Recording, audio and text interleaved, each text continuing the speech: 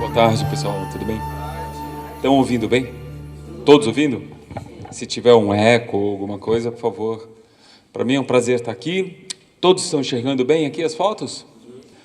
Na verdade, vocês curtem fotografia? Vocês gostam de praticar fotografia? Tipo no dia a dia, assim, com celular e tudo? Ainda mais... Não, ainda mais sendo alunos de meio ambiente, né? Eu acho que fotografia e meio ambiente tem tudo a ver. E quando me convidaram para falar com vocês, na verdade eu não tenho um roteiro muito bem definido. Eu trouxe uma sequência de fotos em ordem cronológica de alguns trabalhos ligados a meio ambiente e desigualdades sociais que eu fotografei desde 2008. Então, quase 20 anos de trabalhos fotográficos que eu acho que conversam bastante com o dia a dia de vocês e é bastante caro aos temas que vocês trabalham. Então, eu acho que a colaboração do fotógrafo dá o testemunho, né? Eu falo, isso eu vi, isso eu pude constatar.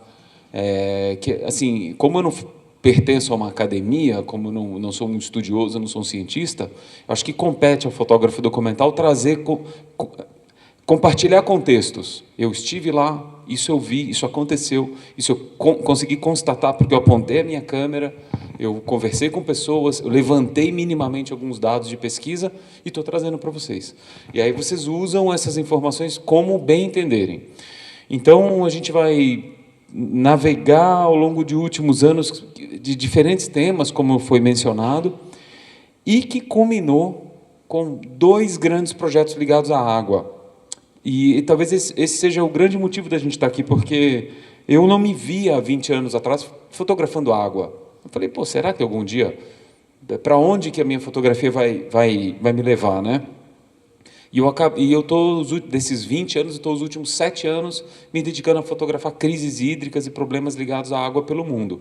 Então, eu vou mostrar algumas fotos bem impactantes. Tem lugares aqui na frente, quem quiser vir. Na verdade, fiquem bem à vontade, pessoal. Depois, se alguns de vocês quiserem migrar um pouco aqui para os sofás, quiserem puxar aqui para as mesas, fiquem à vontade, está tudo tranquilo, tá? Bem dinâmico. Esse aqui é o livro que eu lancei mês retrasado, Água Brasil, tá? Meu primeiro projeto preto e branco, mas não é o primeiro livro sobre água, eu já tinha feito um anteriormente. Então, eu quero contar um pouquinho para vocês do que foi essa grande trajetória que culminou com tudo isso aqui.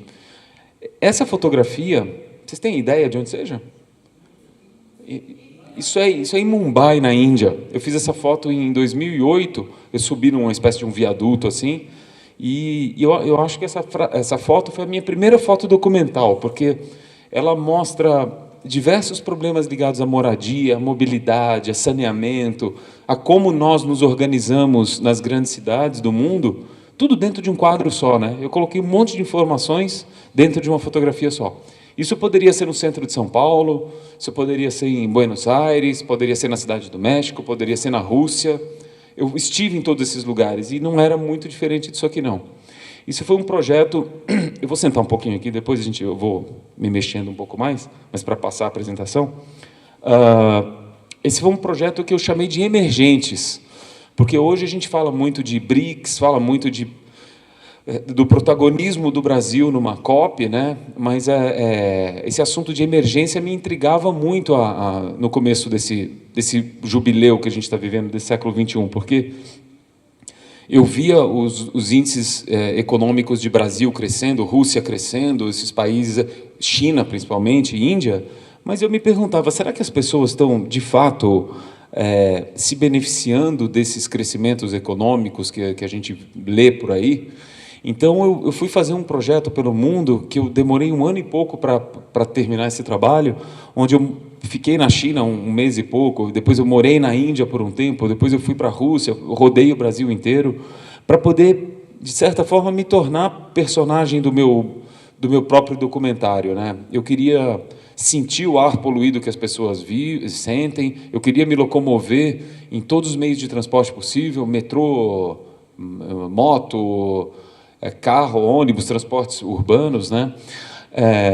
Eu acho que às vezes o que eu sempre convido vocês a fazerem, que diz respeito à nossa prática da fotografia, é realmente tentar participar da vida comum, das pessoas comuns. A gente está sempre misturado com todo mundo.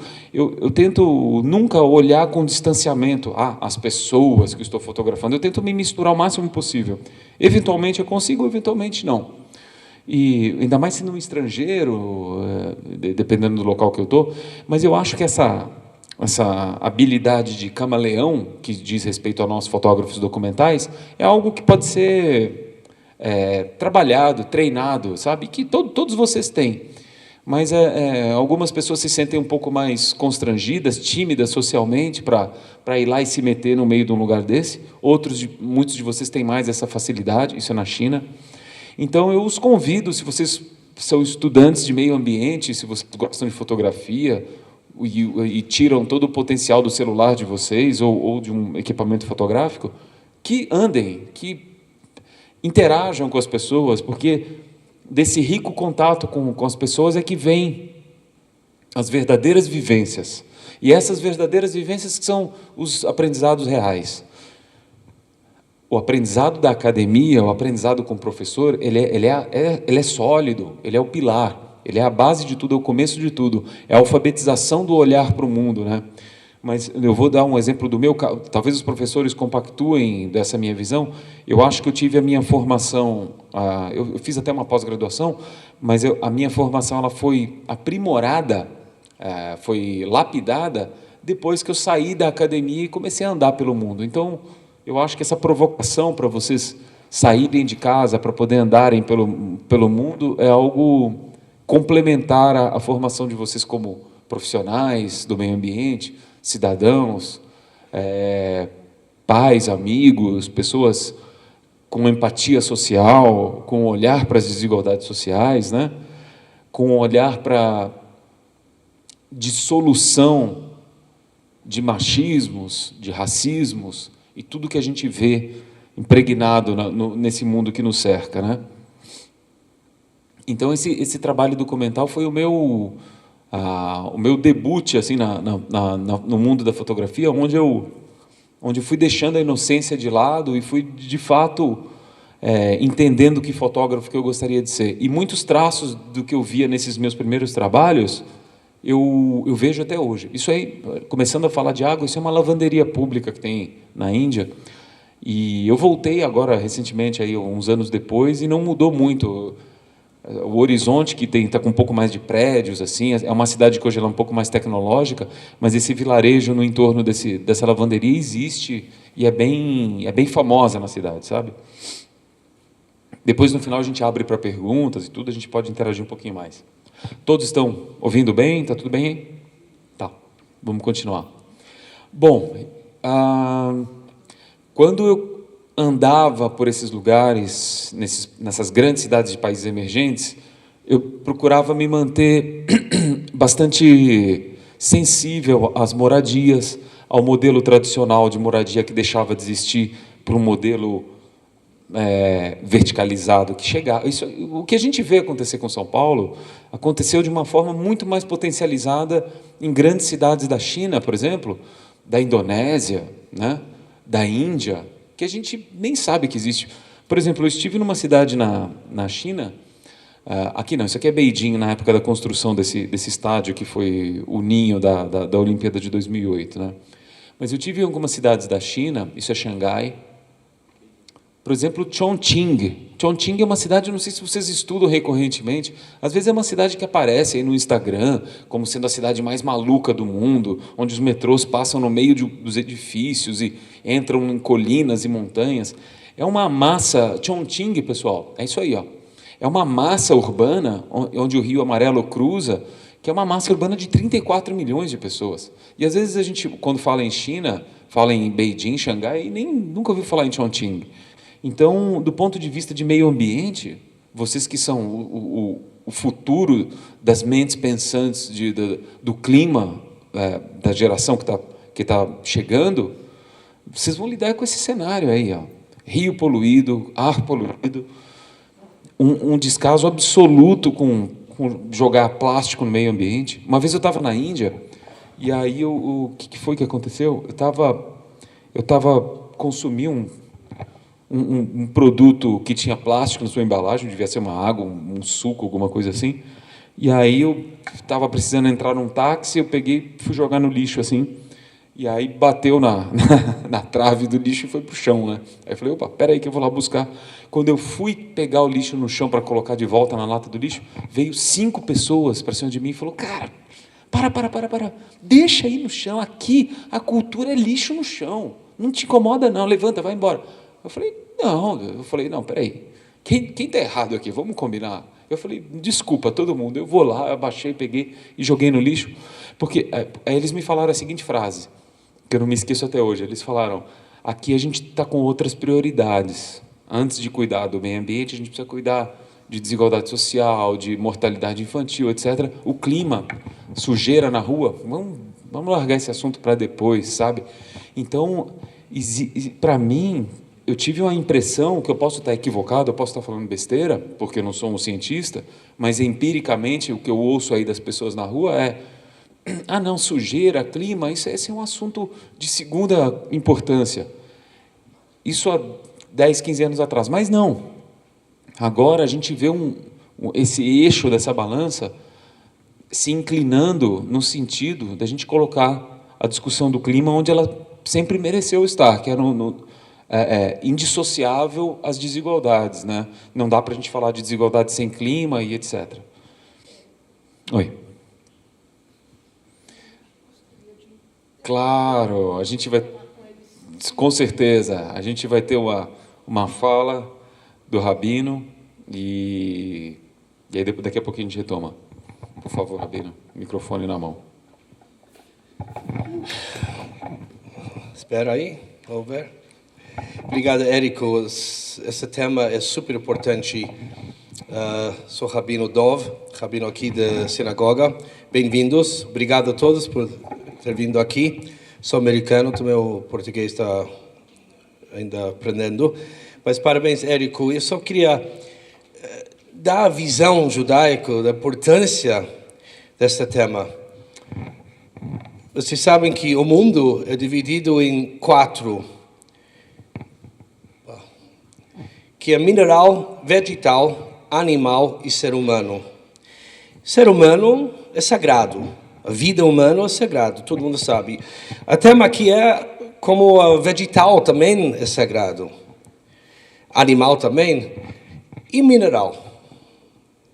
Mineral é pedra, é importante. É interessante que o judaísmo, tudo tem alma. Tem motivo porque a gente está aqui. Deus criou a gente com motivo. Cada um tem uma missão. Não existe ser humano que está vivo que não tem missão. Senão a gente não estaria aqui. Mineral tem uma missão. Vegetal tem uma missão. Em judaísmo, se você está passeando e cortando folhas, está matando árvore. Pode cortar árvore se precisa. Mas só para brincar. Eu lembro que uns anos atrás eu estava num acampamento e a pessoa queria fazer uma atividade de pescar. Eu perguntei para ele como funciona. Ele falou, pesca, pega o peixe, tira e joga de volta. Eu falei, não. É contra a religião judaica, não pode. Pode pegar peixe para comer. Para uso, para melhorar a vida. Deus criou a gente que a gente depende para viver. Temos que comer mineral, vegetal, animal, mas só para brincar. E a mesma coisa, cortar uma árvore só para cortar, não pode. E até mineral, até pedra tem alma. Existe alma em tudo. Então, pelo judaísmo, cuidar do meio ambiente, cuidar do planeta é super, super importante. E por isso eu acho que esta palestra é muito importante para a gente se educar, porque para nós, sabe, vida humana tudo bem, mas animal, tem pessoa que trata animal terrível, nem fala de árvores e vegetais, etc. Só uma coisa pequena sobre sinagoga. Eu sei que para grande parte de vocês deve ser a primeira vez, hein? Alguém já estava na sinagoga antes? Já? Qual? Faz tempo. Sinagoga é casa da oração e também onde tem atividades de comunidade, como agora. Isso não é oração. Mas interessante que eu vou falar uma curiosidade que vocês talvez não sabem. Tem sinagoga em todo lugar do mundo, certo? Tem sinagoga na África, tem sinagoga na Austrália, tem sinagoga em Japão. Onde você vai ter sinagoga? Qualquer sinagoga do mundo, antes de construir a sinagoga, tem que ter um bússola. Bússola. Tem que ter a bússola. Alguém sabe como fala bússola em inglês? Não. Então não é tão ruim que eu não sei em português. Hã? Campus. Boa. Então, antes de construir qualquer sinagoga, tem que ter um bússola e tem que procurar onde é Jerusalém. E a arca, vocês podem ver lá embaixo, sempre está na direção de Jerusalém. Então, agora está mais para leste. Na Austrália, eles fazem para oeste, porque é do outro lado para chegar a Jerusalém. Outra coisa, existem 7 leis universais que cada ser humano tem que cuidar. Alguém conhece quantos são? Não? Se chamam 7 leis de Noé. Noé, Deus se revelou para ele e deu para ele 7 leis. Não existe qual pessoa, onde ele mora, homem, mulher, criança, adulto, americano, brasileiro, africano, russo, não importa. Cada ser humano tem a obrigação de cuidar das 7 leis de Noé. Depois você entra na internet e você vai encontrar. As 7 leis de Noé são leis básicas para a civilização. Se alguém faz isso, ele está cumprindo a sua missão. Por isso ele está aqui. Sabe que antes que eu nasci, eu não precisava de nada. Sabe por quê? Porque não existi. Eu não precisava de nada. Por que eu estou aqui? Por mim, não. Alguém me criou porque precisava de mim. E se Deus me deixou estar aqui, porque eu tenho uma missão. E o primeiro básico de tudo, o que eu faço? Qual é a minha missão? 7 leis de Noé. Mas além das 7 leis de Noé, tem o bom senso, que é o tema de hoje, que é cuidar do planeta, que Deus colocou a gente nesse planeta e Ele criou o planeta. E por isso eu acho maravilhoso e tão importante. Eu já ouvi várias palestras suas e eu sempre quero mais. Então, obrigado a vocês. Bem-vindos para a sinagoga. Vai na internet e procura as 7 leis de Noé. Não é coisa judaica. As 7 leis de Noé para todo mundo. Não matar, não roubar. São básicos. O resto é extra. Isso é o principal da vida. Obrigado. Obrigado.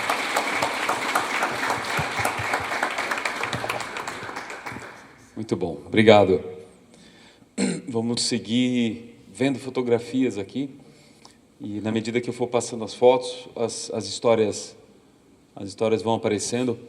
Isso é o seguinte, gente. Quando terminei esse meu primeiro projeto emergente, sobre os países emergentes, eu naturalmente me vi impelido a dedicar minha atenção ao meio ambiente, depois de ter visto tudo aquilo que eu vi naqueles países anteriores que eu visitei. Então, eu separei 5 lugares do mundo onde eu achava que histórias de meio ambiente eram suficientemente emblemáticas para que eu pudesse ir lá fotografar para depois compartilhar. 5 lugares. Não necessariamente países, mas contextos. O que acontecia com a Mata Atlântica aqui no entorno de São Paulo, onde a gente vive, São Paulo, Rio.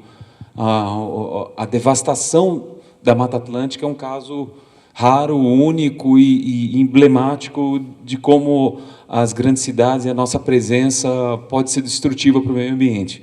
E a Mata Atlântica, ela tem uma biodiversidade até mais rica que da Amazônia, do ponto de vista do que a gente consegue encontrar, e de diversidade de flores e de insetos, etc. Então, a gente tem uma riqueza no nosso entorno que é inigualável. E é isso que a gente está fazendo. A gente está ocupando a nossa Mata Atlântica com moradias regulares e irregulares, e poluindo mananciais, poluindo córregos de rios, poluindo o curso dos rios, grandes e pequenos, né? Por onde passa a Mata Atlântica, seja para uma ocupação de uma comunidade, ali descendo para Santos, a gente encontra muito isso, ou mesmo um condomínio de luxo. Quando a gente fala geralmente mato, vou tirar o mato da frente, esse mato é a nossa Mata Atlântica. Então a Mata Atlântica era um dos contextos que eu queria fotografar. Outro contexto era como a gente está impactando as últimas tribos realmente originais da África no sul da Etiópia, no Vale do Rio Omo, que ali no Rio Omo era um exemplo de como que era o continente africano há 3.000 anos atrás. E hoje a gente ainda consegue ver um pouco dessa originalidade cultural das tribos do Vale do Rio Omo. O derretimento da Groenlândia, o aumento do nível dos oceanos, que eu me concentrei nas Maldivas para tentar estudar esse... Eu quero mostrar uma foto de plástico aí para vocês, impressionante, que eu fiz nas Maldivas. E, por fim, tem mais uma última história aí que eu vou lembrar. Tem o Vale do Omo, tem a Mata Atlântica. E o Kilimanjaro, que é a última grande montanha, onde tem uma capa de gelo permanente, e essa capa de gelo ela está encolhendo nos últimos anos de uma maneira que é nitidamente uma ação antrópica. A mudança do clima está fazendo essa capa de gelo, que ela sempre encolhia e aumentava, diminuir a um nível histórico inimaginável. Então eu separei essas histórias e comecei a documentar um pouco do que são esses contextos. Tá? Isso é exatamente o Kilimanjaro que eu falei. Então é uma montanha, para quem não sabe, o Kilimanjaro, vocês devem saber, obviamente, mas acho que uma pesquisa vale a pena ser feita. Kilimanjaro é uma montanha que não faz parte de uma cadeia, é uma grande montanha isolada no formato de uma pirâmide, que fica exatamente na fronteira entre o Quênia e a Tanzânia. E ela é impressionante, que você está andando naquela planície lá cheia de elefantes e cheia de animais, e está essa montanha gigantesca, imponente lá no meio, onde ela tem um monte de árvores no seu entorno, árvores que conforme esse abastecimento subterrâneo de água varia, as grandes árvores vão morrendo também. Então a gente encontra esqueletos aí de baobás gigantes, árvores que sempre foram imponentes, onde tinha elefante em volta e tudo, e hoje a gente vê muitas delas, e muda também o pH da água subterrânea. Isso aí, até o professor que é biólogo, na medida que o pH, a acidez da água vai mudando, algumas espécies de árvores sentem mais, outras menos, então tem árvores que acabam morrendo também. Olha o Kilimanjaro aí, é uma coisa impressionante. Esse pedacinho, é uma montanha extremamente grande, alta, sabe? Para a gente ter uma ideia, a maior montanha do planeta é o Everest, que fica no Nepal, que tem 8 quilômetros de altitude. O Kilimanjaro tem quase 6.000, então é maior do que todas as grandes montanhas do Brasil, por exemplo. Então, na América do Sul, a gente às vezes não encontra uma montanha tão alta quanto o Kilimanjaro, que é sozinho no meio da Tanzânia lá. Então, para vocês terem uma ideia, é possível caminhar, fazer essa caminhada até lá em cima. Eu tentei fazer 2 vezes, essa é outra história. Mas, assim, esse pedacinho de gelo aqui, bem esse último trechinho aqui em cima, é uma parede de gelo de 60 metros de altura. Gelo mesmo, concentrado, compactado. E é isso que tem ONGs que instalaram antenas e medidores de espessura de gelo, e é isso que tá mudando, né? Depois vocês podem abrir para perguntas. Eu tinha um desafio de tentar mostrar a mudança climática através de algumas fotos, então eu entrava nas salas de aula lá no entorno do Monte Kilimanjaro e via as crianças estudando. Assim como vocês são estudiosos do clima, as crianças ali também falam muito de meio ambiente. Em alguns lugares do mundo, pessoal, alguns temas ligados ao meio ambiente são muito sensíveis a certos países, a certos grupos, a certas comunidades. Então, por exemplo, entre nós brasileiros aqui, falou em floresta, nós somos a galera da floresta, né? Nós somos o país da floresta. Nenhum país do planeta chega nem perto das florestas que nós temos. Então, falou em mato, falou em árvore, falou em ave, falou em inseto, falou em réptil, falou em curso de rios, cachoeira. A gente se entende. Nós somos a galera da floresta. Tem países desérticos que o negócio deles é administrar areia, os poucos recursos hídricos disponíveis, cuidar dos breves cursos de chuva, de água para poder sobreviver. Israel é um exemplo, Jordânia é um outro exemplo, né? Então, tem países que são insulares, como a Maldivas, que são países rodeados por água salgada, que têm outros dilemas também para proteger seu território. Então, no caso do norte da Tanzânia e do sul do Quênia, esses assuntos ligados a derretimento de gelo, isso é conversa de dia a dia, é conversa de restaurante. Todo mundo fala disso. Sala de aula, né? Isso já é na Maldivas, onde eu falei. Você vê, eu saí do Kilimanjaro, na Tanzânia, fui para Maldivas, que é um país insular, conhecido pelas super praias e de luxo, etc. Só que eu cheguei no país, na capital, que é a maior densidade populacional numa pequena ilha do mundo, chama Malé, a capital. Cheguei na capital e o pessoal perguntou: você vai para qual hotel de luxo? Você quer um estrangeiro? Eu falei: não vou para um hotel de luxo nenhum. Eu quero conhecer os dilemas, os problemas do país. Então, a Maldivas é um país que qualquer mínima elevação de 1 centímetro do oceano já tem um impacto grande na rotina da vida das pessoas. E eu queria documentar isso. Quando eu cheguei na Maldivas, eu falei: para onde vai todo o lixo aqui? Tem uma ilha chamada Tilafushi, onde eles levam todo o lixo para lá, tentam minimamente fazer uma separação, mas como eu estava até conversando com o professor, grande parte desse plástico tudo é literalmente queimado. Então, você está lá numa praia de luxo maravilhosa, que o pessoal paga $2.500, $5.000 numa diária de hotel, e aí você vê aquelas colunas pretas de plástico sendo depositadas na atmosfera, colaborando para o aquecimento do planeta. Então, mas quem banca todo esse plástico, né? São os turistas. Então, assim, eu pensei muito a respeito do turismo sustentável e a nossa insensatez e as nossas assim, eu esqueci a palavra agora, as nossas contradições, né? Quando você deseja lutar contra alguma coisa, mas ao mesmo tempo, ao longo da sua luta, você está colaborando com aquilo. Eu vou dar exemplo.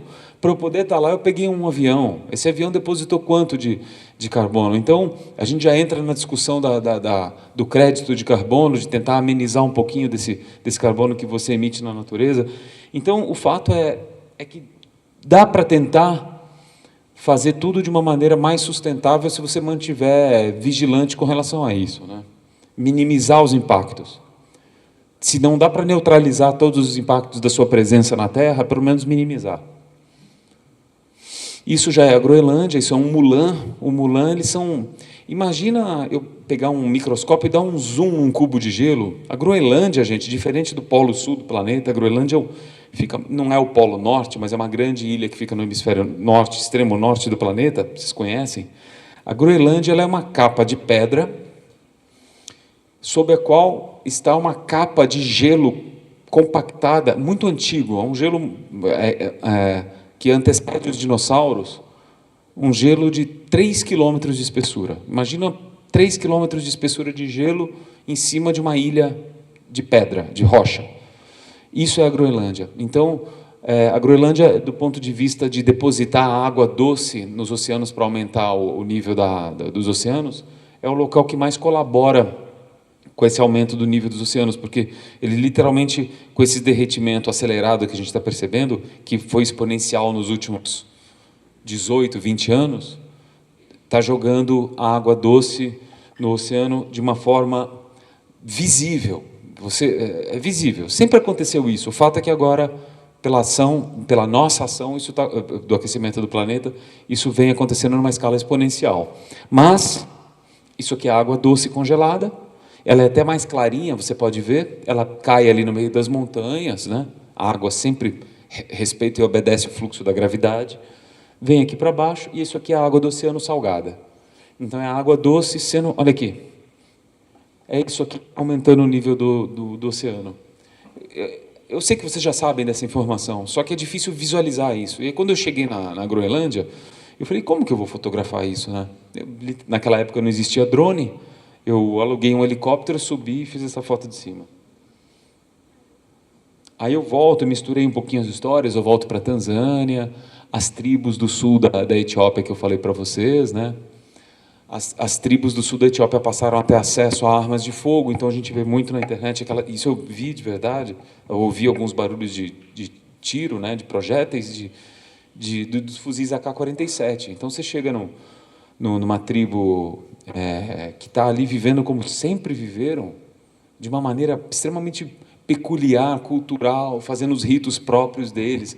As comunidades lá que fazem os rituais de salto sobre o touro, e os cabelos, e os adornos, a pintura da pele, tudo de uma maneira muito bonita, e que tiveram contato com a civilização mais ou menos na época da Segunda Guerra Mundial, onde a Itália teve uma breve penetração na Etiópia. Dos 58 países do continente africano, a Etiópia é o único país que nunca foi colonizado. Então é um país que mantém um idioma próprio, uma escrita própria, um calendário próprio, um horário próprio. Você chega na Etiópia, o pessoal fala, agora aqui no nosso país é 4 horas da manhã, e não tem nada a ver com o fuso horário. Eles mantêm um horário deles, né? Então, nesse contexto de extrema peculiaridade, você vê o pessoal lá distribuindo metralhadora, AK-47, fuzil, para que os grupos possam se degladiar, e por razões políticas, né? De interesses de conflitos de pequenos grupos armados e milícias. E esse cara tinha tomado um tiro na perna. E aí ele estava se tratando aí nesse hospital, e aquilo ali é o banheiro dele aqui do lado, isso aqui é a água para ele beber. Ele estava lá, eu acabei conversando com ele, ele permitiu que eu fotografasse. Eu vou adiantar um pouquinho mais, porque onde que eu quero chegar? Eu fui percebendo ao longo desses anos todos uma certa recorrência nessas minhas viagens, nos meus trabalhos, por mais que os temas pudessem ser diferentes, ou aparentemente diferentes. Eu fui fazer um livro sobre rinocerontes depois. Eu percebi que água era a linha transversal que abraçava tudo que eu vinha fazendo. Água e gênero, tá? Gênero. Mas eu acho que eu não vou entrar nesse assunto de gênero hoje, se bem que eu gostaria, mas eu acho que não é o nosso fórum aqui. Mas eu gostaria que vocês visitassem o meu trabalho para que vocês entendessem por que eu cheguei a essas conclusões.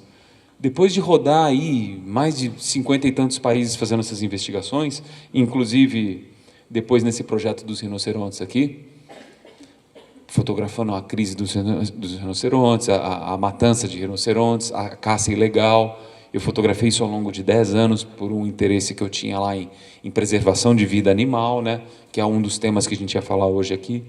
Rinoceronte, eu sei que vocês sabem, é uma espécie emblemática, diferente, porque tem poucos exemplares no mundo, ao contrário de hipopótamo, de leão, de elefante, tem 20 e poucos mil no mundo só. E ele não está sendo extinto por outra razão, senão uma caça ilegal, que extrai o chifre, para vender o chifre no comércio ilegal. Eu fotografei tudo isso, eu tenho essas fotos aqui. Mas por que eu estou falando de rinoceronte agora? Por causa disso, ó. Lá no meio do meu projeto dos rinos, eu estava lá em Moçambique, a falta de água, a crise hídrica, e, fazendo só um parênteses para eu também não ficar batendo nessa tecla, como que isso recai ao gênero das mulheres, porque eu entendi que a crise climática é um eixo de uma, vamos chamar assim, de uma opressão. A crise climática, ela tem um impacto a ONU Mulheres fala muito isso. A crise climática, ela tem uma mão mais pesada sobre o gênero feminino do que o masculino. Mais mulheres vão estar numa situação de miséria, de pobreza e de isolamento social e de analfabetismo do que o meu gênero na mudança climática.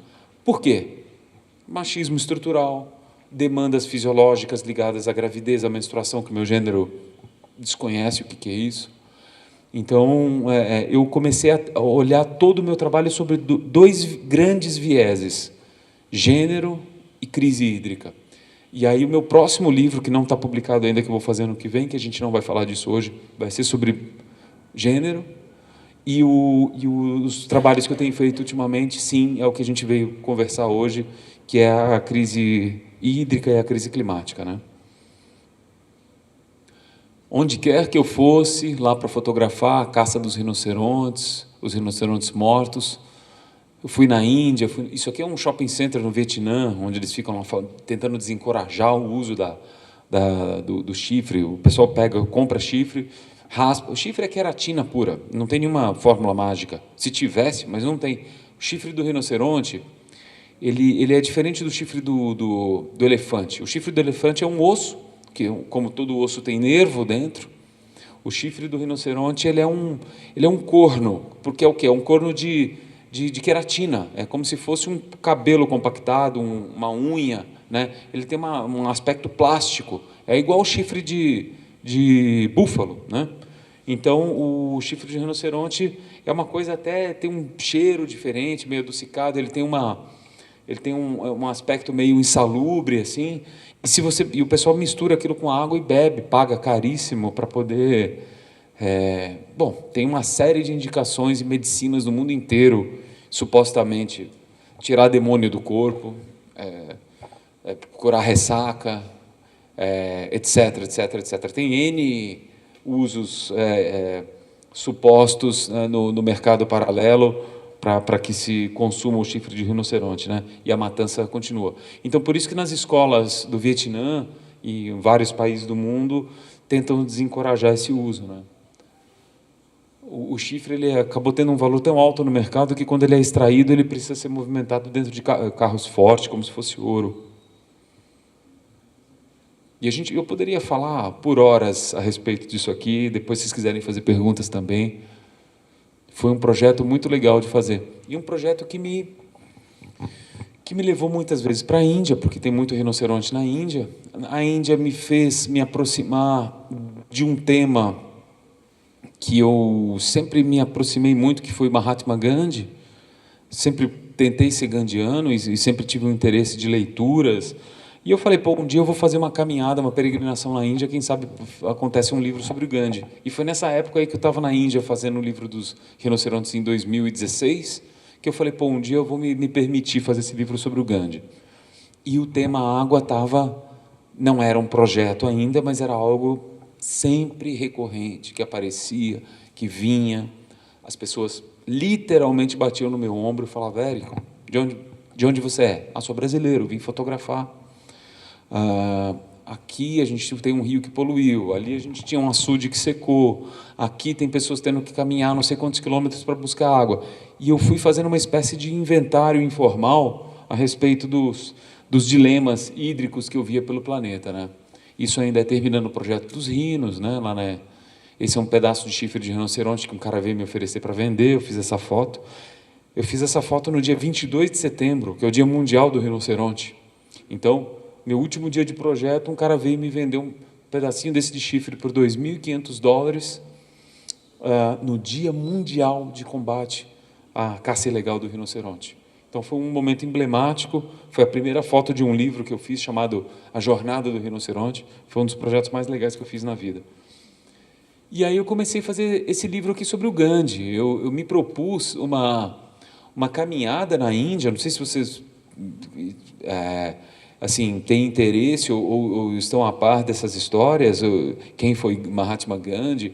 O Gandhi ele empreendeu na Índia uma caminhada em 1930, vai fazer quase 100 anos agora. Em 1930, uma caminhada do ashram dele, que era uma casa onde eles praticavam os ideais de não violência, num estado da Índia chamado Gujarat, numa cidade chamada Ahmedabad. E ele caminhou 400 quilômetros até uma praia perto de Mumbai chamada Dandi. E em 2017, 8 anos atrás, eu simplesmente me propus a fazer essa caminhada. Eu paguei uma passagem aérea para a Índia, sem hotel, sem nada. Eu tinha, sei lá, $500 aí no bolso, um pouco mais. E fui para a Índia e refiz essa caminhada. Eu fiquei um mês caminhando, 400 quilômetros, fotografando essa marcha onde o Gandhi chegou na praia de Dandi e ele fez sal com a mão. O sal era proibido você produzir sal sem pagar impostos para o Império Britânico, e quem fizesse isso seria preso. Ele fez isso, ele sabia que seria preso. Gandhi foi preso, Isso levou a uma série de outros eventos ligados ao pensamento não violento do Gandhi, que alguns anos depois culminou com negociações que levaram a Índia à independência. E a Índia ficou independente em 1948, de certa forma, não diretamente, mas indiretamente, decorrente dessa marcha pacífica que o Gandhi empreendeu com alguns seguidores, que ficou conhecida como a Marcha do Sal. E eu fiz um livro chamado A Marcha do Sal, que eu publiquei em 2017. E o que acontece ao longo dessa Marcha do Sal? Eu conheci lugares, não tinha nenhum estrangeiro. Ao longo de um mês, eu era o único estrangeiro caminhando nesse canto da Índia. E eu comecei a ter um pouco mais de convicção sobre certas coisas que eu queria da minha fotografia. Uma delas era, olha aí, eu chegava no interior, assim, longe, estava longe da minha família, estava longe de casa, longe do Brasil, cansado, ali com a mochila, uma câmerazinha pendurada, chegava lá numa área, era uma área muito rural, era uma área muito agrícola, né, de pequenos produtores agrícolas, então tinha muita plantação de arroz e tudo, e a crise hídrica estava lá. Eu lembro que ao longo dessa produção do projeto do Gandhi, eu falei, cara, o meu próximo grande projeto tem que ser sobre crise hídrica. Eu falei essa frase para mim. Então eu fui concluindo esse projeto do Gandhi, foi uma das coisas mais legais que eu fiz na minha vida. Lancei o projeto A Marcha do Sal, né? A gente fez uma divulgação, esse livro ainda existe aí para vender em alguns lugares. E o Gandhi discutia vários assuntos sobre a intocabilidade, sobre castas, sobre a participação de mulheres mais ativa na sociedade, sobre a dissolução de camadas sociais, etc. E isso me levou a eu seguir nesse projeto até isso aqui, ó. Quer ver? Eu vou mostrar, estou adiantando um pouquinho as fotos da Marcha do Sal, para vocês terem uma ideia atmosférica aí do que eu estava fotografando, que me levou a isso aqui. Isso aqui foi quando eu falei assim, agora eu vou sair de casa e vou fotografar o que eu venho sendo incomodado e perturbado e provocado e instigado desde o livro Emergentes lá atrás. Então eu achava que eu era um fotógrafo mais maduro, eu tinha uma convicção mais clara do que eu queria com a minha fotografia, eu já venho acumulando uma certa idade, muitas experiências aí, e então eu achava que eu estava no momento de lançar um livro sobre crise hídrica. Eu achei que para esse projeto, diferente de outros projetos, eu deveria ficar bastante tempo. Eu fiquei 2 anos e meio viajando praticamente sem parar, um pouquinho antes da pandemia, quando o projeto estava chegando no fim, a pandemia estava começando a estourar, aí começou os lockdown, essas coisas aí. Eu tinha feito muito material, eu tinha comprado uma câmera diferente, de médio formato para fazer. Eu fiz o projeto inteiro com uma lente só. Eu não mudei distância focal nenhuma, com a mesma lente, com a mesma câmera. Eu fui para a Jordânia, eu fui para o Rajastão, eu fui para o Chile, fui para a Bolívia, rodei o Brasil, fui para Bangladesh e fui captando esse tipo de tensão climática e humana ligado à dificuldade de acesso aos recursos hídricos disponíveis e como que as pessoas viviam com pouca água, por que as pessoas morriam ainda de não ter acesso à água. Porque isso não é um problema puramente ambiental, é um problema humano, é um problema de governança, né? É um problema de boa vontade política, não é um problema tecnológico, não é um problema de a água acabar. A água não acaba, eu sei que vocês sabem que a água não acaba, a água não some, ela não... evaporou, acabou, não. E a água também não sai do planeta, não tem nenhuma água que sai do planeta. Toda a água disponível que a gente conhece bem antes dos dinossauros é a mesma. Ela está sempre no ciclo. Então, a água está no ciclo. Ou ela está líquida ou congelada, está gasosa, ou ela está nos lençóis freáticos, ou ela está nos rios, ou está nos oceanos, ou está estocada na caixa d'água nos imóveis. Ela está sendo utilizada para fins industriais ou não, mas o fato é que ela está ficando cada vez mais indisponível, ou longe da gente, ou suja. Não é que a água vai acabar. Não acreditem nisso. A água não vai acabar. Isso não está nem em discussão. Só que a água está cada vez mais suja e cada vez mais indisponível, isso sim. Então, as pessoas não morrem de sede. A água, a crise hídrica, as pessoas estão com sede. Não tem sede. Ninguém morre de sede. Só morre de sede quem está perdido num deserto. Aí sim, o cara não tem uma garrafa de água, ele andou, não consegue voltar, ele morre desidratado. As pessoas morrem de rotavírus, elas morrem de bactéria, morrem de ameba, morrem por consumir água suja. E o fato é que, então, a água que é um recurso, eu nem gosto de falar de recurso, a água que é a base da nossa vida, a base da vida, de toda a vida da Terra. Porque tem vírus que sobrevivem até sem oxigênio, mas não tem nenhuma forma de vida do planeta que vive sem água. Então, a água, por ser a base da vida, e a ONU já reconheceu em tratados universais que é um direito de todos, então isso nem está em discussão, o fato é que a gente o fato é que a água, cada vez mais, ela vai estar disponível para quem pode pagar pela água boa, e quem não puder vai continuar consumindo uma água ruim. Então, está acontecendo com a água, pela natureza dela ser líquida, porque senão isso aconteceria com o oxigênio, se as pessoas pudessem separar o oxigênio e falar, você só respira o ar bom, eu respiro o ar ruim. Pela natureza da atmosfera, a gente não pode distinguir. Você está respirando um ar bom aí, aqui o ar está ruim.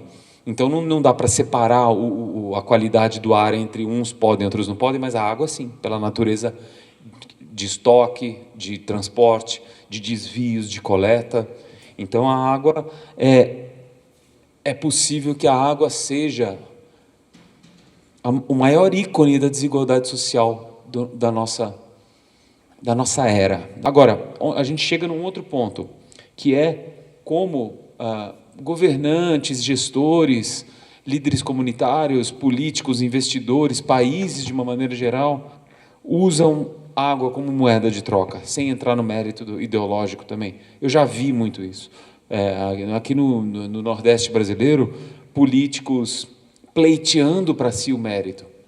Eu sou vote esse ano no Zé da Água, número tal para vereador, para não sei o quê. Eu sou o Zé da Água. Então, assim, fui eu que trouxe a transposição de não sei o quê, eu que trouxe o caminhão-pipa. E o caminhão-pipa, que é o caminhão-pipa e a cisterna, que ao mesmo tempo aqui conseguiram fazer uma revolução hídrica no nosso país nos últimos 20, 30 anos, ao mesmo tempo virou também uma moeda de troca no sentido de ano eleitoral, as carradas de água passam a ser mais frequentes. Deixou de ser ano eleitoral, o acesso à água, o investimento disso diminui. Então, isso é muito visível. Terminado esse projeto Água, eu acho que, tecnicamente, esse foi o livro mais intrigante e mais completo que eu já fiz em toda a minha vida, onde eu fui viver com pessoas que convivem com a crise hídrica na porta de casa diariamente, basicamente a vida inteira. Esse foi o tema do projeto. Então, por exemplo, essa fotografia é a única foto que eu tenho na parede da minha casa, e aí às vezes vai um sobrinho, vai uma criança lá e pergunta assim, tio, isso aí é a criançada usando mochila para ir para a escola? Na verdade, são crianças carregando cada um seu galão de água ali. E eu vi pessoas carregando água na cabeça, carregando água nas costas, carregando água com a tira, carregando água em mochila, carregando água em carrinho, carregando água numa roda de bicicleta, numa tira de alumínio. Eu vi todas as formas culturais, peculiares, carregando no jarro tradicional de barro nas costas, isso no norte da Etiópia. Essa imagem que ficou icônica dessa mulher entrando numa cisterna para poder pegar com um galão de água, descer essa escada, eu entrei aqui com ela, a água estava na nossa cintura, assim, na coxa, e a moça pegava, daí eu fiquei ali dentro com a câmera, e aí o pessoal ia entrando, literalmente, naquele buraco de luz ali, e das pessoas que entraram, 98% eram mulheres que desciam, pegavam sua aguinha ali, enchia o galão, olhava para mim, a gente trocava uma ideia ali, acenava a cabeça e a pessoa ia embora. Como essa imagem aqui da Bona Arbani, que é uma mulher de 32 anos, que é da etnia Hamar, eu descia lá também para pegar a água dela, e eu consegui captar essa imagem icônica aí. Então, esse trabalho ele me levou a rodar vários lugares e que, de certa forma, me ensinaram que o problema da crise hídrica não tem muita fronteira. Eu sei que vocês sabem que o país mais abundante de água no planeta é o Brasil. 20% de toda a água disponível de superfície de subsolo do mundo fica no Brasil. O país com maior quantidade de rios do mundo é o Brasil. O maior rio do planeta fica no Brasil. Um segundo da foz do Amazonas sendo despejada no oceano daria para abastecer uma cidade como Nova York durante 10 anos. Então, os volumes de água que a gente tem aqui são absolutamente desproporcionais com relação às demandas que a gente vê pelo planeta. Então, quando eu concluí esse projeto aqui, era inevitável eu me perguntar, mas e aí? E o meu país? Então, eu estou falando, várias vezes eu falava de crise hídrica aqui, com especialistas e com empresas, e o pessoal falava, mas a água não é um problema para a gente, né? Estamos bem. Finalmente uma coisa que o Brasil está bem, né? E eu comecei a me questionar de 3 anos para cá e falar como é que está a situação de água no Brasil, né? Então eu vou fazer essa última apresentação desse último capítulo aqui para a gente encerrar a palestra, onde eu rodo o Brasil de ponta a ponta, pós-pandemia, depois de tudo que aconteceu, depois eu ter entregue o meu projeto anterior, depois de eu ter uma visão bastante holística do problema hídrico pelo mundo, eu começo a andar pelo Brasil. Na primeira semana eu estive no extremo sul, pisei no Uruguai, eu fui para visitar algumas montanhas onde existiam alguns assentamentos de terra com algumas famílias passando muita dificuldade de água lá para o sul de Bagé, no Rio Grande do Sul, e 4 ou 5 dias depois eu fui para o extremo norte, onde eu fui para Bailique, no Amapá, bem longe de Macapá, num local que só tinha acesso de barco, onde eu fiquei alguns dias também. Então, eu fui separando o Brasil num formato estrelar. Eu desenhei uma estrela no Brasil e falei, eu vou para a Amazônia, eu vou para o Nordeste, eu vou vir para o Sudeste, eu vou passar pelo Centro, né?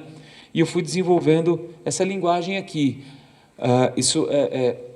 Foi o meu primeiro projeto preto e branco, né, da minha vida. E é um trabalho que eu chamei de Água Brasil, como se fosse uma continuação do projeto anterior, que resultou nesse livro aqui, que é o meu projeto atual. Eu, como fotógrafo, eu queria me comprometer a deixar 2 grandes legados fotográficos para a sociedade. Um deles era esse livro aqui, para nos ajudar a refletir, a pensar sobre como anda a situação de água no país que tem mais água no mundo. E o meu próximo projeto, também preto e branco, vai ser sobre algumas aflições que o gênero feminino sofre e que o meu gênero não sofre. Muito pelo contrário, o meu gênero, historicamente, foi perpetrador de violências contra as mulheres. Então, esse trabalho vai vir depois. E, atualmente, eu tenho rodado escolas, universidades, museus, e falando em fóruns digitais e presenciais aí pelo Brasil, para poder apresentar mais esse meu trabalho aqui. Eu vou passar um pouquinho mais para vocês conhecerem. Eu tive a sorte, porque isso não foi planejado, de andar pelo Brasil num biênio muito especial do ponto de vista de observação do clima. 2023, 2024 foi a época onde teve a maior enchente de todos os tempos no Rio Grande do Sul, da história já registrada, eu sei que vocês sabem disso, e a maior seca da história da Amazônia. Então, em um semestre, eu estava andando no leito de rios na Amazônia que viraram lama, locais que estavam completamente carentes de água, e na semana seguinte eu estava com a água na cintura andando nas enchentes lá do Rio Grande do Sul. Então, eu fui tendo essa dimensão climática, pegando as frases das pessoas, pegando o nome das pessoas, tendo essa dimensão de que mesmo você morando ao lado do maior rio do mundo, os rios do Amazonas e do Pará, os rios amazônicos, eles não são apropriados para consumo. Então, apesar de eu ver, literalmente, eu tirei uma foto impressionante que não entrou no livro, porque eu tive questões de direito de uso, porque era uma comunidade indígena. Eu vi povos originários de uma etnia chamada Pirahã. Poucos fotógrafos chegaram nessa comunidade Pirahã. Eu vi os pirahãs abaixando, bebendo água no rio assim, ó, colocando a água do rio para a boca. E aí você via eles usando o rio como banheiro, né, aqui do lado, e aqueles bebendo a água, ali eles tomando banho, e o rio como um grande ambiente de descartes e de sobrevivência e tudo mais. Isso eu vi e fotografei. Então, às vezes, essa abundância visual de água correndo na Amazônia, ela é uma miopia. A gente está vendo uma coisa, mas na verdade é outra. Essa água ela não dá para pegar essa água para beber. Então a gente acaba vendo cenas grotescas como essa aqui, de pessoas tendo que comprar água de galão de plástico do lado do maior rio do planeta. E por aí vai. Eu rodei a Bahia, rodei o Rio Grande do Norte, rodei o Piauí, rodei o Vale do Jequitinhonha em Minas. Fui em grandes centros urbanos também, visitei comunidades periféricas em grandes cidades. Não olhei só para a questão da falta de água limpa, mas também para o tratamento da água, como que ela era esgotada em grandes centros urbanos. E isso resultou nesse trabalho, que foi um livro, eu vou mostrar aqui para vocês, é um livro onde eu mostro foto, mas também mostro frases das pessoas.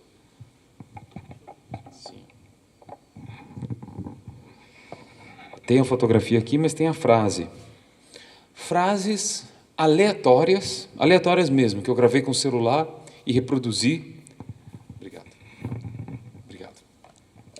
Frases, por exemplo, assim. Uma foto dessa aqui. Sobrevivi. Criei a minha família, meus 10 filhos. Só não dei bastante estudo a eles porque a condição é pouca, mas 2 são professoras. Não tem ninguém vagabundo, eu me considero vitorioso, sou analfabeto, não sei ler nem escrever, assino meu nome na marra e dediquei o que tinha que dedicar. Aí, por exemplo, uma outra frase aleatória aqui no meio, vamos lá. Pegar uma frase assim, ó. Uma foto dessa aqui que eu fiz no Rio Grande do Sul e simplesmente pegava o celular, gravava e falava, amiga, diz alguma coisa aí. E lá vinha a frase. Eu reproduzi exatamente do jeito que ela falou. Tinha 2 semanas sem água. A água vem vindo pela Ilha das Flores, depois da Ilha do Pavão, mas chega muito fraquinha. Na pandemia foi terrível, com campanhas para higienizar. As pessoas já eram pobres e não tinha água nem para fazer comida. A gente tinha que cozinhar alimentos que usavam menos água. Aí, bora numa outra frase. Vamos abrir uma aleatória aqui, ó, que não seja muito longa também. Isso aqui é lá no Amapá, lá no Bailique, onde a água está ficando salgada, está ficando salobra, e o pessoal tem que ir pegando a água e experimentando na boca assim, para beber do rio, para ver se consegue consumir. E esse rapaz aqui, o Frank, ele falou para mim, a água da chuva a gente armazena, pois dá para beber. Muitas famílias têm criança que reclama, dá dor de barriga, beber a água do igarapé. A dificuldade é muito grande, para fazer o café tem que ser água mineral. Aí depois o menino falou, aqui, ó, quer ver, tem uma fala aqui que é bem pesada. Esse menino carregando a água aqui, pertinho de Manaus. Aí ele falou, eu ajudo o papai e mamãe porque eles são operados. Papai está de hérnia de tanto carregar peso. E essa é a minha rotina de manhã e de tarde. Pego água no Rio Negro e trago no remo. E por aí vai. Então, muito obrigado. É um livro de depoimentos, né? Tem um texto de abertura, é um texto onde eu soltei ali todo o meu sentimento, as minhas informações, as minhas impressões, onde eu fiz um texto chamado A Saga dos que Resistem. Eu só vou ler um trechinho desse texto e aí eu vou concluir a apresentação. Depois a gente pode abrir para perguntas, né? Bom, eu queria realmente que vocês pudessem prestar bastante atenção à minha última fala. Eu vou só ler uma leitura mesmo, daí a gente termina. eu escrevi assim: fechei um ciclo gigantesco depois de percorrer todo o Brasil. Foi um caminhar engrandecedor pelo meu país, mantendo em mente os novos tempos climáticos. Foram dias de andarilho, procurando entender sobre a nossa água e o nosso povo. Agora, algo está mais claro do que nunca. Ainda somos uma nação extremamente contrastada, extremamente apartada. Esse livro vem restaurar o protagonismo aos que achavam que eram invisíveis. Presto aqui uma reverência aos brasileiros que ainda lutam ou lutaram pela água. Sobreviventes, cuja resiliência está na recusa em desistir. Eis o milagre da rotina: o acordar antes do sol para uma nova chance, o sacrifício não visto da repetição, a solidez das convicções, a incerteza das recompensas. O purgo de brasileiros que ultrapassam um obstáculo de cada vez. Esse é o retrato de um Brasil onde a crise hídrica ampliou as desigualdades num momento histórico em que o clima nunca esteve tão imprevisível. Eu cruzava esses cantos remotos com uma certa aura de forasteiro, sim, um vizinho sudestino que veio de longe, mas brasileiro que sou, eu nunca me eximi de olhar para os problemas que são de todos nós, nossos problemas. A aproximação nos oferece essa consciência de pertencimento. E como eu sempre fiz, eu ofereci acolhimento e escuta cuidadosa. Anotei as suas falas e devolvi suas vozes.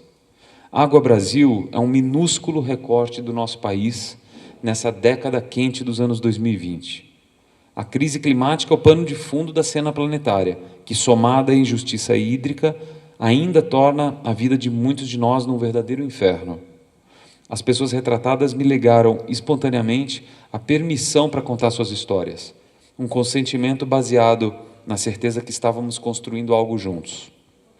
E não sem certa hesitação, eu aceitei completar esse arco. Entendo que uma pergunta difícil possa estar projetada para o futuro. O pior já passou? Ou o pior está por vir? Meu pensamento se mantém na memória naqueles que eu encontrei, retratados aqui na saga dos que resistem, na força moral para seguir fazendo o que parece certo. As pessoas, os brasileiros, eles são a resposta. A todos e todas que se deixaram fotografar, eu dedico esse livro. Então, pessoal, esse exemplar que está aqui, eu vou sortear para um de vocês. Vou sortear agora.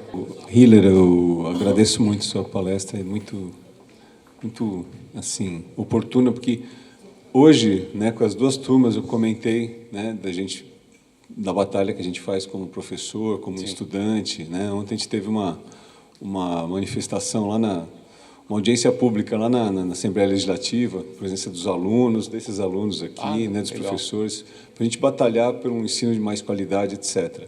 E citei, né, das coisas que nos preocupam muito, né, é esse momento político onde foi privatizada a Sabesp, né? E eu queria fazer uma pergunta para você, na sua andança toda, pelo Brasil, pelo mundo, qual que é a sua percepção entre privatização da água? Isso aí eu acho que vai para um campo ideológico também. Existe uma ideia generalizada de institutos e de órgãos e conversando com ONGs, conversando com partes desenvolvidas com a cena política, de que, se não for privatizar completamente, mas parcialmente, a privatização do saneamento básico em muitas cidades poderia trazer uma eficiência maior. Então, quando se fala em privatização de saneamento, se fala em melhorias de qualidade. Então, por exemplo, as cidades que têm os melhores índices de saneamento do Brasil, Franca, por exemplo, você vai ver as concessões do tratamento da água e dos esgotos, não são totalmente privatizados, mas geralmente são com PPPs, parcerias público-privadas, que sempre tem uma mão de um investidor que foi leiloado lá, que pegou uma parte de fora, e de órgãos públicos. Para mim, eu não confio pessoalmente, do ponto de vista do fotógrafo, totalmente num CNPJ, numa empresa, e também não confio totalmente no Estado. Então, para não ficar muito em cima do muro, eu acredito que união de partes diferentes, eu sei que a Sabesp passou por isso, mas tem cidades brasileiras que tiveram casos de êxito muito satisfatórios para o usuário quando passou pela privatização, ou seja, deu tudo certo. E teve casos de privatização que deveria atingir números de cidades, de países europeus aqui no Brasil, e buscaram esses indicadores, e essas parcerias foram estragadas com corrupção no momento. Por quê? Quando a gente fala em privatizar, a gente está água, a gente fala em valores monetários muito grandes, porque não é só estocar a água, são todos os equipamentos envolvidos, são obras gigantescas nas cidades, são tubulações que são muito caras, são contratos de manutenção muito grandes, né? Então, realmente eu não gosto de cravar que a água deva estar, enfim, muito bem gerida apenas na mão de uma empresa e não se discute mais. Existem grandes grupos de água no mundo, grupos espanhóis, grupos canadenses, grupos suecos, né? Mas também eu não fico muito feliz em saber que está na mão do Estado, e de qualquer Estado, que seja brasileiro ou qualquer outro, e acreditar que o país está fazendo suficientemente as manutenções. Eu gostaria de saber qual que foi o impacto que te trouxe na pandemia enquanto você estava no período que você estava viajando, como por exemplo no impacto da pesquisa, eu digo, no cunho científico. Durante a pandemia eu não viajei, né? E foi bastante angustiante, porque alguns mercados foram mais impactados do que outros na pandemia, e a fotografia foi altamente impactada. Você não podia chegar perto das pessoas, e a minha vida é chegar perto das pessoas, né? Para fotografar. Então, quando a gente não podia nem sair de casa, nem aproximar, nem sair do teu país, durante a pandemia eu tive muitos problemas. E eu questionei a minha vida de fotógrafo também. Eu falei, cara, acabou, para onde que vai? O que vai ser agora de mim e tal? Então, eu sofri muito nesse período. Graças a Deus, mantive a minha saúde intacta. Não tive grandes perdas na minha família.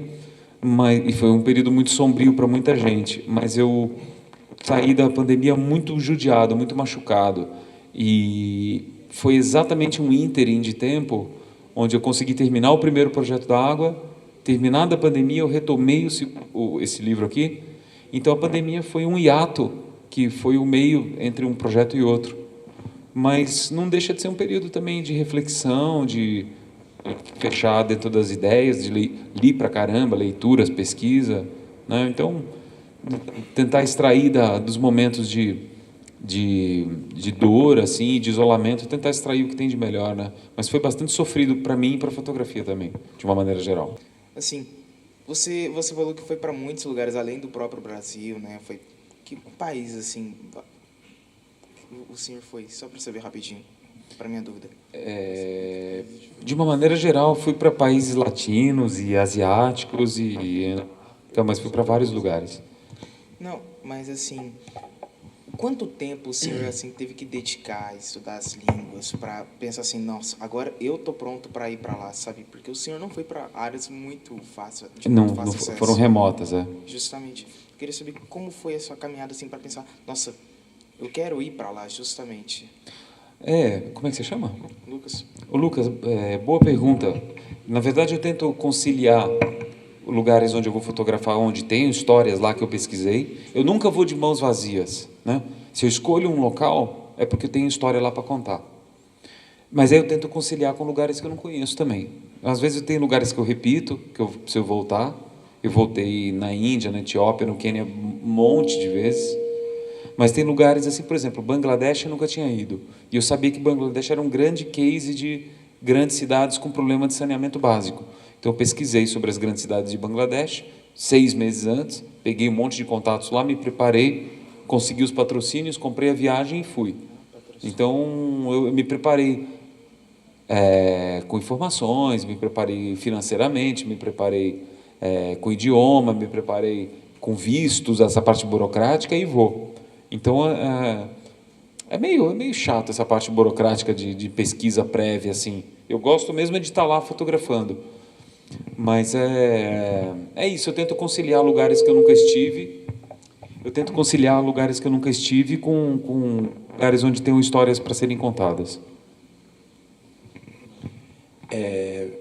Eu queria saber quais foram qual foi o principal motivo de você começar todo esse trabalho? Qual foi, o seu insight de falar, porra, eu preciso entender isso, eu gostaria de representar as coisas sobre isso? E quais foram os maiores problemas que você encontrou ao tentar exercer seu trabalho, exercer a sua vontade do seu livro, essas coisas? Tá. Como que você chama? Ícaro. Obrigado, Ícaro. Cara, eu sempre fui muito guiado por um sentimento de luta contra injustiças. Só que assim, cara, quando eu era adolescente, queria só jogar futebol, jogar videogame. Que raio de lutar contra a injustiça? Então, eu tinha muito isso, de uma insegurança, de falar, pô, mas quem sou eu? Sei nem por onde, sei nem pegar numa câmera, né? Eu tinha fotógrafos que eu gostava, eu tinha interesses, eu gostava de cinema, gostava de desenhar, mas eu tinha muito forte dentro de mim, quando eu vejo alguma pessoa sendo injustiçada de qualquer natureza, e aquilo me mexe comigo de uma maneira que eu acho que a fotografia seria uma grande ferramenta de uma luta contra as injustiças do mundo. Então, isso me motivou a ir atrás. Agora, como que eu me preparei? Você perguntou como que eu me preparei para isso. Eu estou com 48 anos, eu tive que desconstruir algumas barreiras, assim. Eu tive que ter um pouco mais de autoestima, eu tive que ter um pouco mais de confiança no meu trabalho, eu tive que estudar muito fotografia, e tive que acreditar no longo prazo, cara, no tempo, porque meus primeiros 10 anos de fotografia foi só batendo cabeça, tentando, fazendo fotos não boas, e eu achava que eu não tinha um skill social muito legal, não era muito empático, não conseguia conversar direito com as pessoas, não sabia idiomas como eu gostaria. Então, existiu sim, informalmente, não muito organizado, não muito disciplinado, informalmente, mas aconteceu, de uns 15 anos para cá, uma busca, que profissional que eu quero ser, que pessoa que eu quero ser, né? Que tipo de... Eu preciso fotografar bem, preciso tentar... preciso ter um inglês melhor, eu preciso estudar mais, ler mais, eu preciso ter uma visão mais ampla, complexa, um olhar de drone da sociedade, eu preciso entender como é que as coisas são, eu preciso destruir os meus preconceitos, eu tenho que ser uma pessoa melhor. Então, eu fui naturalmente adotando essa estrada de tentar ser uma pessoa melhor, que por tabela é meio bobo, meio arrogante falar isso, tentar ser uma pessoa melhor, mas era o que eu realmente pretendia. Não sei se consegui. Mas eu achava que por tabela eu ia ser um fotógrafo melhor também, porque quanto mais a fundo você vai nas experiências humanas, as boas fotos vão acontecendo. E aí, por exemplo, de um projeto para outro eu mudava de equipamento, aí de um projeto para outro eu falava, pô, lá no livro Emergentes, aquele primeiro que eu fiz, eu fotografava o cara, eu nem sabia o nome dele, falta de respeito, fotografa o cara, vira as costas, vai embora, nem sabe quem é o cara. Então, eu falei, a partir de agora eu vou pegar o nome de todo mundo, né? Vou falar com todo mundo, vou filmar o cara. Então, eu acho que eu fui me tornando um documentarista mais abrangente, mais completo. Eu acho que eu fui, mas não porque eu sou bom, é porque o tempo foi me trazendo essa consistência, né? E eu gosto das coisas que eu faço. Eu olho hoje assim, eu falo, pô, tá legal. Estou escrevendo umas coisas legais que eu gosto, mas ainda não estou onde eu gostaria de estar. Não do ponto de vista de ambição, mas do ponto de vista de buscas ainda. Eu acho que o meu próximo trabalho vai ser melhor ainda do que os anteriores. E eu continuo nessa evolução, cara. E digo mais, cheio de hesitações, tá? Cheio de dúvidas. cheio de inseguranças, e toco o barco. Porque minha rotina é o quê? Eu moro aqui em São Paulo, levo meu filho para a escola, minha esposa sai para trabalhar, aí eu fico em casa, vou atrás de uma foto, um projeto, tentar vender um livro, vender um print, fazer alguma coisa, pensar na minha próxima expedição. E assim tem sido, assim é a vida do documentarista. Eu tenho vivido como um documentarista, foi o que eu me tornei, né, de verdade. Um documentarista humanitário. Ó!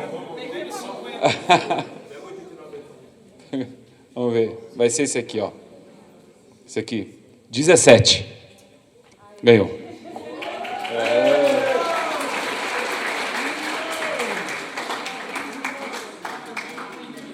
Isso aí.